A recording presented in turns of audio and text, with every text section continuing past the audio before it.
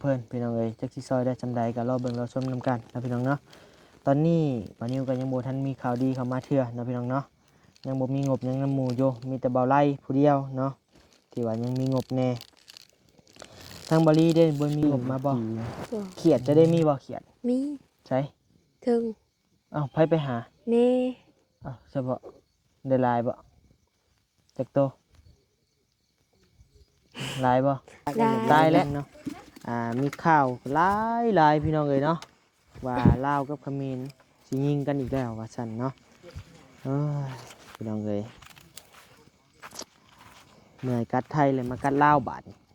เอารอรุ่นนำกันพี่น้องเอ้ยสิเป็นได้ใดลาวกับเขมรเนาะวันนี้คิดว่าลาวนี่ก็อาจจะบ่ยอมไผเนาะ สาวขายเครียด พี่น้องเอ้ยเครียดน้อยเมื่อ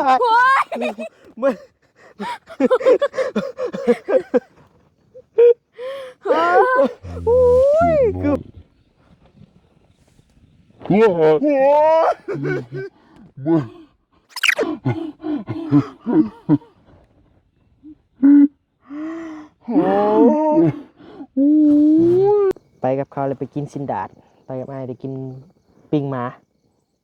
แต่หมามีระดับเด้อ หากินยากซับพี่น้องเอ้ยซินดาดย่างไปทางใดก็ได้กินถ้ามีเงินแมนมากันต้องมีเงินพร้อมต้องหากินยากพร้อมได้ยาได้ปิ้งอันนี้นะไผค่ะปิ้งเอาปิ้งเอาจี้สาว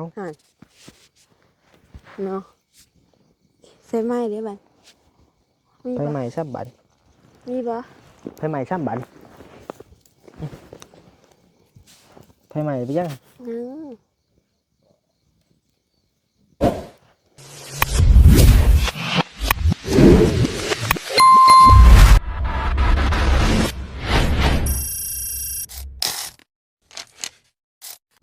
สบายดี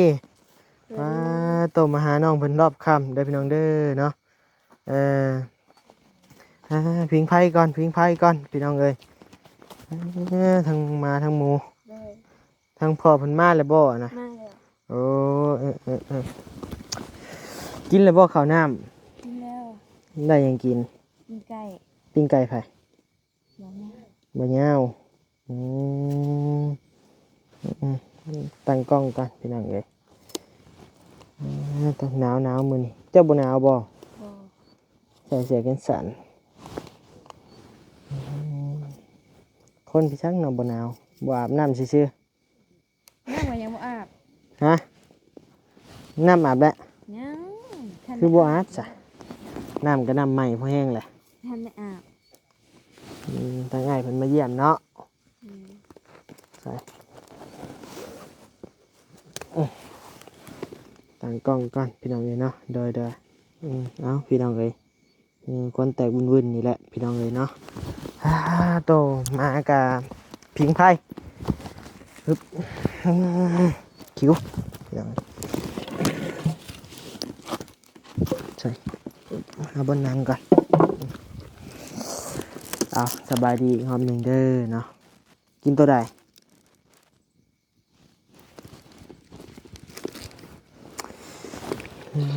ตัวมือนี่พื้นใหญ่มืดแล้วเบิ่งครั้งแรกไปเอาพื้นมาได้ใส่นี่บ่พูนงูแล้วมาเด้อพี่น้องเด้อเนาะกินเย็นพี่น้องเอ้ยโอ้ยสิบ่แม่นเย็นยังอันนี้ของยังก็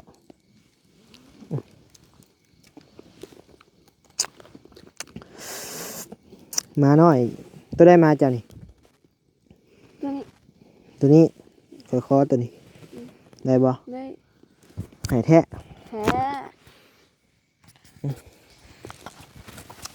อย่ามันมีเขาเรียกไหนตัวผู้นี่ตัวแม่ตัวผู้ เถียงตัวนี้เนี่ยหมูเตะเมื่อกี้เนี่ยหมูเตะขาหักเลยขาเค เตะกี้นี่แมนมันติ่งนะโอ้เจ็บขาเลยบาดนี่อย่าไปต้องมันได้มันดีดเลยมันดีดมันเห็นยังมากคือดีด สุมา พี่น้องเอ้ยเนาะเอาพี่น้องเอ้ยมาพบมาพอกันช่วงค่ำๆเด้อพี่น้องเด้อตอนแรกก็ว่าสิบ่ได้เข้ามาแล้วแต่ว่าทางอ้ายเพิ่น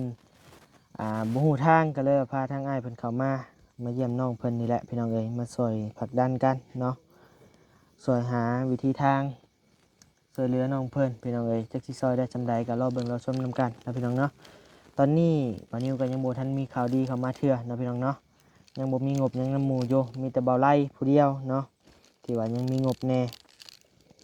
ทางบริเด้บ่มีงบมาบ่ บ่ อืมบอสใหญ่ก็ยังบ่มีอยู่พี่น้องเอ้ยมีแต่เบาไล่เนาะควันก็จะเข้ากล้องแน่เด้อพี่น้องเด้อเนาะมันลมไปทางนั้นหายังมากินเฮามื้อนี้มีเนื้อปิ้งอยู่บ่ บ่มี คั่วไก่ไป อ้ายสิจับบ่ เจ้าเลยจับ พูดไก่พูด ขี่ใส่หัวกันเลยเนาะมันก็ทนหีดลงรถ นี่คือมันบ่ถึง บ่มีเลยเว้าซื่อๆเป็นไดคือว่าเห็นลงปลากับลุงหนวดได้บ่ได้จักตัว ได้ฮู้ ปลาหยัง อีหยังปลากินหญ้านี่แหละ เอ้ายังมีใช่บ่น่ะ ปลาแม่น จำได้ยังไงจำได้ แบบนี้ น่าเห็นบ่เสือไอ้รถ ให้ไป ไอ้ ทำ นี่พาให้บอกลุงหนวดพาเจ้าลง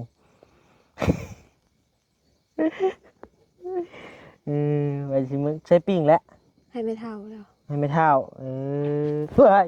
โอ้ อิหยังอันนี้ เนาะ บ่อิหยังอันน่ะ นี่นี่ โอ้ยตื่นเด้นี่เอามาปิ้งจีเขียดจะได้มีบ่เขียด มี ใช่ ถึง เอ้าไปหา นี่ เอ้าใช่บ่ได้ลายบ่จักโตลายบ่ ได้ ตายแล้ว ยัง ยังอุ้ยเอามาปิ้งนี่มันยืดๆนี่อยากเด้ได้ฮอดบ่อัน50โต กว่าเลย กลัวบ่จะไปขายบ่ฮะ ไม่ น ได้ ยัง ห ไง ลายไม่ได้หลายหรือว่าอันซื้อบ่ ให้ซื้อบ่บ่มีเงินแล้วมีแต่ขอกินขอได้ สิกินแท้บ่ กิน แท้ได้มากินแล้วบ้าง เรายอก บ่ เอาไปแล้วบาทนี่แซมมาเบิ่งดูได้หลายบ่มาเบิ่งก่อนอย่าเพิ่งขามันเด้อหักขาแล้ว หักแล้ว หักแล้วเอามาฉันน่ะพี่น้องเอ้ย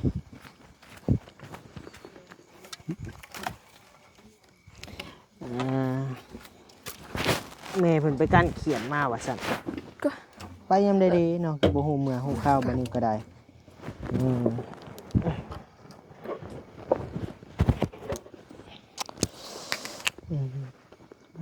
ต่อ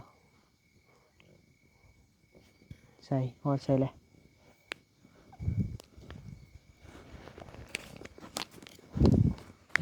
พี่น้องเอ้ยฮอบค่ำๆแบบนั้นเลยเนาะช่วงนี้ก็เหตุปะทะกันพี่น้องเอ้ยเนาะ ตายแล้วทิ่ม จะเพิ่น ซะ ปะทะกันแล้วบ่หรือยังเนาะมีข่าวหลายพี่น้องเอ้ยเนาะว่าลาวกับเขมรสิยิงกันอีกแล้วว่าซั่นเนาะเอ้ยพี่น้องเอ้ยเมื่อยกัดไทยเลยมากัดลาวบาดนี้เอารอรุ่นนำกันพี่น้องเอ้ยสิเป็นใดลาวกับเขมรเนาะวันนี้คิดว่าลาวนี่ก็อาจจะบ่ยอมไผเนาะ ลองเบิ่งพี่น้องเอ้ยอันที่จริงมันก็บ่อย่างมันเป็นดอกสงกอกสงครามกันพี่น้องเอ้ยเนาะแต่ว่าเห็นเรือน TikTok เรือนนั่นนี่ข่าว28ก็ออกว่าซั่นลาวก็คนกองทัพ5,000นายว่าซั่นออกไปสู่ชายแดนแล้วก็เขมรก็คนอีกพี่น้องเอ้ยใช่อ๋อโตเขียดพี่น้องเอ้ย คิดน้อย เขียดน้อยยังหยุบอยู่จริงแม่แบบ สาวขายเขียดพี่น้องเลยเขียดน้อยว้ายมึง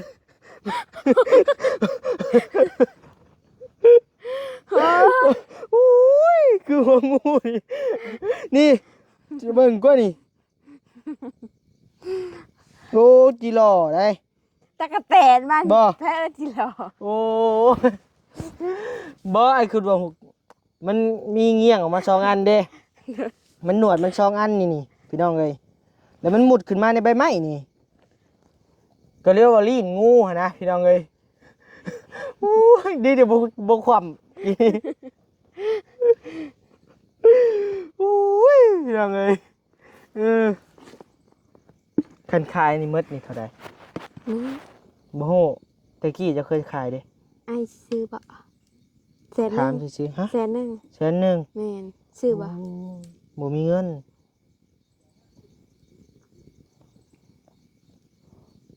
ขอกินละลาได้บ่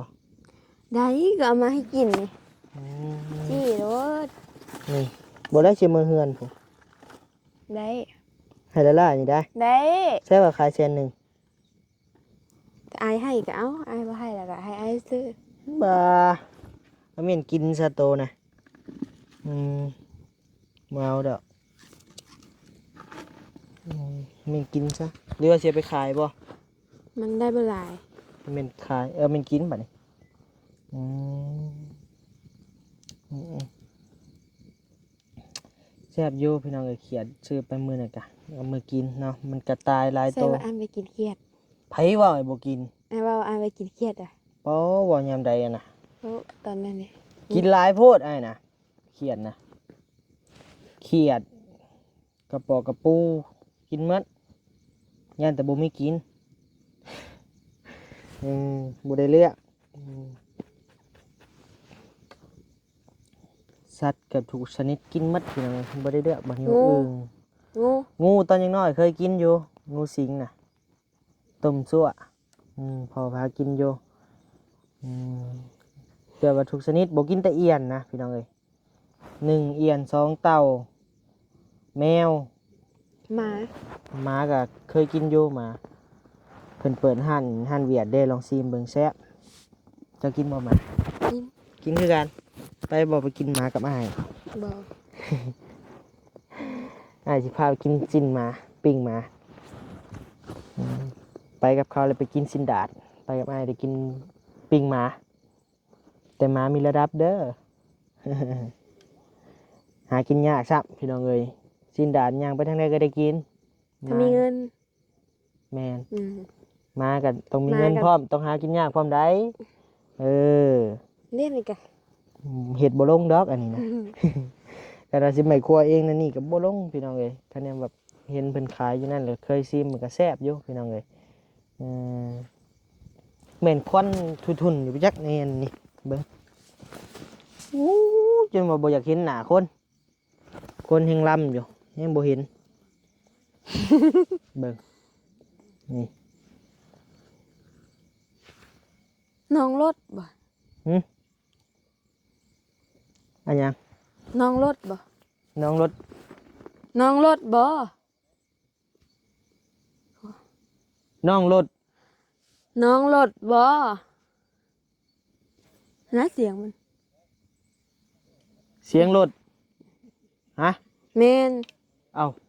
น้องรถไผสิฮู้น้องรถเสียงรถก็เสียงรถแหละ เสียงรถ น้องรถบ่นอนรถบ่ อยู่ไผสิฮู้เนาะสร้างเป็นตัวนี้ก็ได้ได้ไอ้สิฮู้ว่ามันเป็นเสียงรถเสียงล่างน้องรถนี่แปลว่าเสียงรถ แม่น ภาษาบ้านเจ้าเนี่ยนี่เนาะ แม่นกะเล่นแต่ละสิเอิ้น บ่นะบ่แม่นนะเสียงรถมีแต่เม่นกินซ่านี่นะ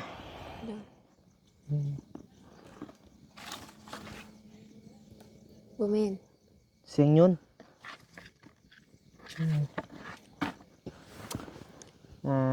แม่จะไปคุดเขียดพอจะไปอัน เกี่ยวหยัง เกี่ยวหญ้าเกี่ยวกูมือวะได้มือจักหมัด จะมื้อว่า3-4 มัด มือ3-4หมัดมันบ่อยู่รวมกันบ่มันอยู่เป็นกอไผกอมันบ่ แม่น เพื่อสิได้หมัดหนึงบ่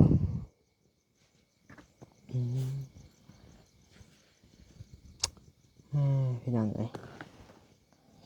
มื้ออื่นกินข้าวกับหยังมีแนวกินแล้วบ่ พี่เกียดเลย ปิ้งเขียด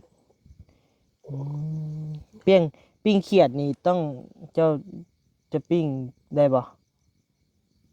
มีบ่ไม่เสียบ ไอจิปิ้งบ่ เจ้าเห็นให้อายกิน ลองสีมือเจ้าได้อยู่บ่แหละขี้ข้านคนพวกนี้เนี่ยโอ้ยอืม อย่าแล้วบกขามันก็อย่าบกขาไปแล้วเขาก็ขาคือเก่าพี่น้องเลยอืมยิ้มข่าวแล้วพวกนี้ก็ได้ จะมาจี้เป็นจี้ ฮะเอาตัวโบเห็ดวะ ก็เรียกว่าบ่กินเนาะ กินคะแนนเห็ดเอาเห็ดแม่ ยันจีแล้วบ่กิน เป็นหยังสิบ่กินอ้าวบ่เคยเห็นบ่นิวกินเขียดบ่บาด แม่ นี่ น เมื่อยเด้จะปิ้งมดนี่ยังกินมดนี่นะเสือรถ มันสปิ้งได้บ่ เอาตัวกระเสียบติ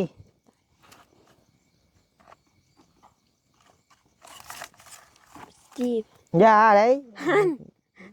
ปิ้งอันนี้นะไผค่ะปิ้งเอาปิ้งเอา จี้สาว เนาะใส่ไม้เด้บัดมี ไป บ่ ใหม่ซ้ำบัน มีบ่ ไปใหม่ซ้ำบันไปใหม่ไปยัง อือ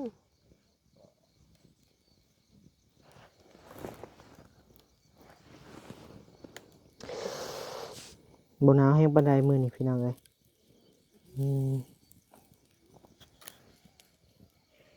พอแล้วใหม่แหละชุกเลยไปยัง สุกแล้วแม่ล่ะกินบ่ กินให้เบิ่งมึงดู เอ้า ตัวเดียวนี่ก็เนาะเบิ่งเป็นไดแท้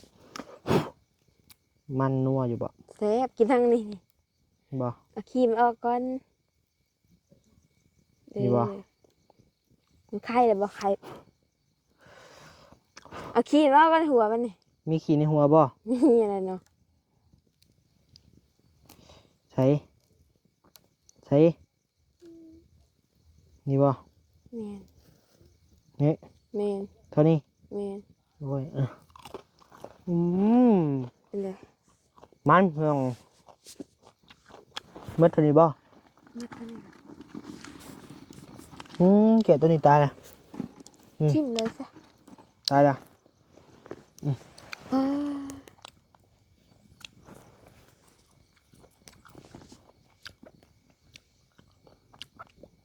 จีเขียดไป จีกับตัวดีๆดีกว่า มันเละเดี๋ยวนี้บ่ได้บ่ มันถือขี้เท้ามันสิกินได้บ่ บ่ หามาไม่ฮะ ใช่ไหม บ่มีไหม เอ้า ยุบกระเปื่อยล่ะ เฮ้ยจ้ะ ดีบัดบ่ได้กินคัก นอนขักเลย เขียวมาในมี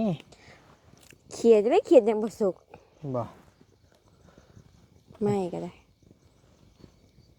ในกาชิชุกล่ะไม่จีเขียนไอ้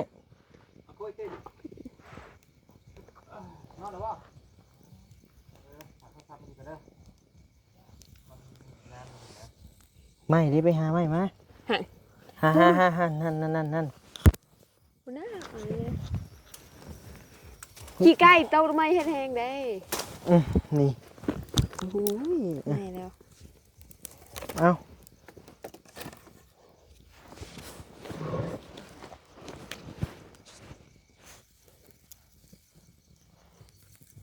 สิกินบ่กี้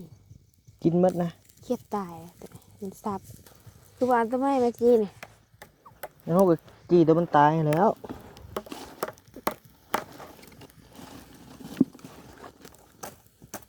เดี๋ยวอะไรตัวเดียวนะ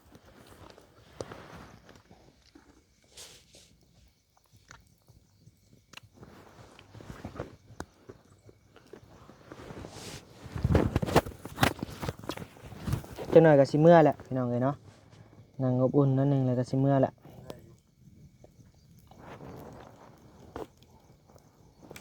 มากินปิ้งเขียดจีเขียดพี่น้าจมยัง บ่อยากบ่จีเครียดนี่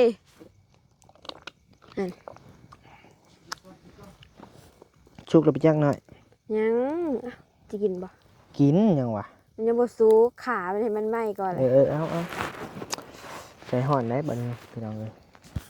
สาวจีเขียนให้กิน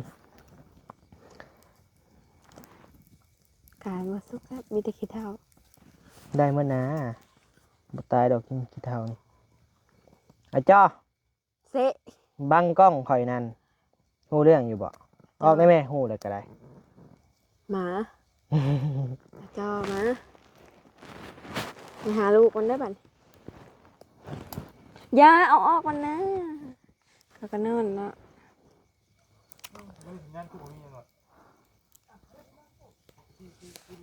ชุกละตี้น้อยออกมาเบิ่งดูมันใหม่มันมันฮ้อน เป็นยังไงสิบ่กินอย่าได้เจ้าบ่จี จริงบ่ขี้มันเอาออก เครียดนี่เนื้อมันคือแบบขี้เกียจพี่น้องเอ้ย เขาขี้เกียจ โอ้กินเมื่อไหร่นะหนังย่างดีดแล้วก็มากินปิ้งกินบุกินสบัดตัวกินอันเดียวกันเลยพี่น้องเอ้ยเนื้อกันเดียวกัน มีแต่ขี้ดิน นี่นะคือดิน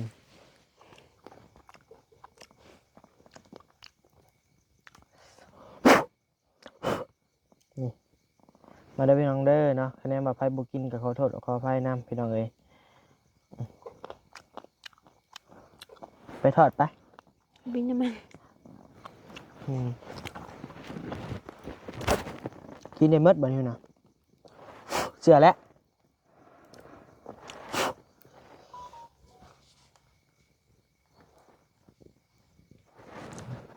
ไปโอเคเนาะพี่น้องเนาะเดี๋ยวพอกันใหม่ในคลิปหน้าเด้อพี่น้องเด้อสำหรับคลิปนี้มีเพียงสำนี้ละพี่น้องเอ้ยเนาะเดี๋ยวพอกันใหม่บ๊ายบายร่ำรวยเด้อพี่น้องเด้อ